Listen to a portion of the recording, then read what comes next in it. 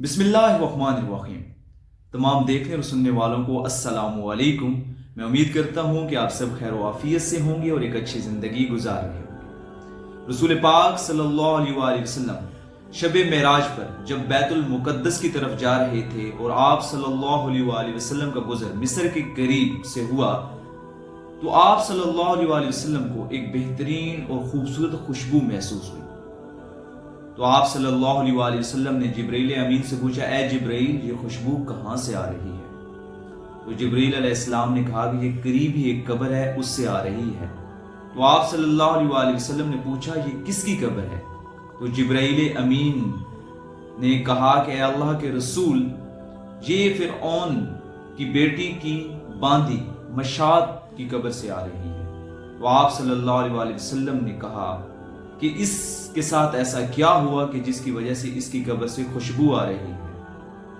तो जिब्रील अलैहिस्सलाम ने कहा, एक मरतबा ये बांदी जब फिरऔन की बेटी के सर में कंघी कर रही थी तो इसके हाथ से जब कंघी नीचे गिरी तो इसने जब कंघी उठाने के लिए नीचे झुकी तो बेसाख्ता इसकी जबान से निकला बिस्मिल्लाहिर्रहमानिर्रहीम।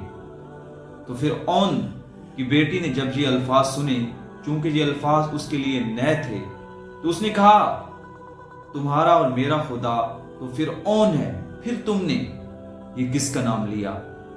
तो उस बांदी ने इस पर बहुत खूबसूरत और ईमान अफरोज अल्फाज कहे। उसने कहा कि नहीं, मेरा तुम्हारा बल्कि फिरौन सब का अल्लाह और खुदा एक है, जो सब शरीकों से पाक है, जो हर जरूरत, जो हर गर्ज, जो हर चीज से पाक है, वो अल्लाह है। वो बुजुर्ग बरतर, ना उसका कोई बेटा है ना उसकी कोई बेटी है, वो वादा शरीक है। तो उस पर फिरौन की बेटी ने कहा, अच्छा तू मेरे बाप को खुदा नहीं मानती? तो उस लौंडी ने कहा, नहीं, मैं तुम्हारे बाप को खुदा नहीं मानती। तो इस पर उसने अपने बाप के दरबार में पैगाम भेजा कि फलां लौंडी वो आपके खुदा होने की इनकारी है। फिरौन ने जब ये पैगाम मासूल किया तो वो बहुत बरहम हुआ। उसने उस लोंडी को अपने दरबार में बुलाया और पूछा, क्या तुम मेरे खुदा होने से इनकारी हो? तो उसने कहा, जी हाँ, मैं इनकारी हूं। क्यों?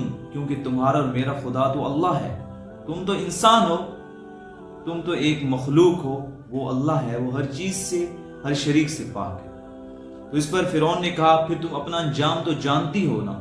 उसने कहा, जी मैं अपना अंजाम जानती हूँ। फिरौन ने उसी वक्त हुक्म दिया, ये सामने जो तांबी की गायें, इसको गर्म किया जाए और सबसे पहले इसके बच्चों को, फिर इसको भी इसमें डाल दिया जाए। तो ऐसा ही किया गया। जब गाय को बहुत ज्यादा गर्म किया गया और वो सुर्ख आग की तरह हो गई, तो उसकी जब छोटी बच्चियों को डालने के लिए आगे बढ़े तो उस बांदी ने उनसे दरखास्त की कि मेरी आपसे एक दरखास्त है कि जब हमें जला दिया जाए तो उसके बाद हमारी हड्डियों को एक ही जगह इकट्ठा दफन कर दिया जाए। तो फिरौन ने कहा, तुम्हारे हम पर कुछ हकूक हैं तो हम तुम्हारी इस बात को मानते हैं। तो इसके बाद सबसे पहले उसकी दो बच्चियों को जब उस गरम गाय में डाला गया तो वो जल के भस्म हो गई।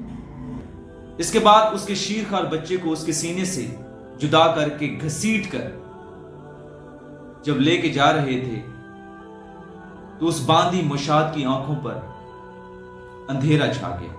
तो उसी वक्त अल्लाह ताला ने उस छोटे बच्चे को बोलने की ताकत दी और उसने कहा कि अम्मा जान, अफसोस ना करें, परेशान ना हो, अल्लाह की राह में जान देना सबसे बड़ी नेकी है। उसके बाद उस बच्चे को उस गाय, जलती हुई गाय में डाल दिया और जला दिया। उसके बाद उस मशात लोंडी को भी डाल दिया गया। उन तीनों को जलाने के बाद इस कब्र में दफन कर दिया गया और ये खुशबू इन्हीं के जन्नत के महल से आ रही है। तो अल्लाह ताला इस बात का शाहिद है कि जिन लोगों ने अल्लाह की राह में अपनी जानें कुर्बान की, अल्लाह ताला ने कभी उनको बेसरो समा या बेआसरा नहीं छोड़ा। अल्लाह ताला ने उनको अजरे अजीम से नवाजा है। तो अल्लाह ताला से दुआ गो है कि अल्लाह ताला हमें भी दीनो ईमान अता करे और अपनी सच्ची और पक्की मोहब्बत अता करे और हमें यकीन कामिल से नवाजे। मिलते हैं अपनी नेक्स्ट वीडियो में, तब तक के लिए अल्लाह हाफिज।